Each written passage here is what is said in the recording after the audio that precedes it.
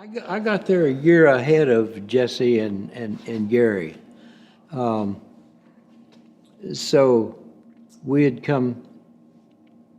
I was married, and we got to Chicago and got settled and stuff.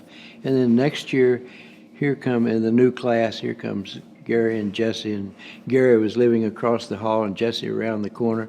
We met, and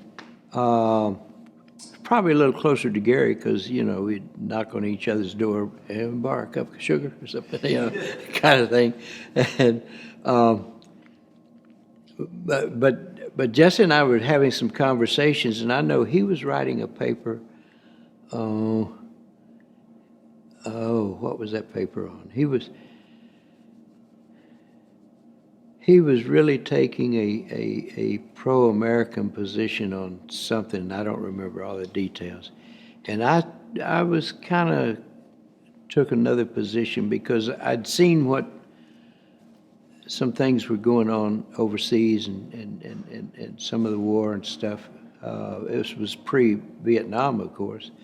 But American interests were being pursued militarily that my position as a conscientious objector, I didn't particularly agree with.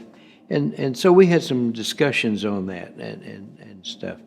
And then when Bloody Sunday took place in 1965,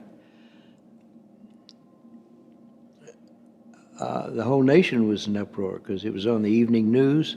Jesse came down to my room and said, "We got to do something about this."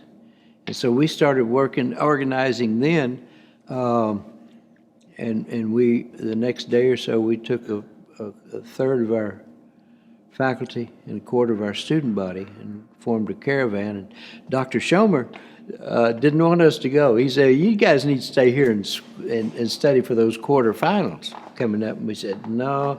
Our church history professor, Franklin Littell, said, "Sometimes you got to get caught in the act." And we said, "All right."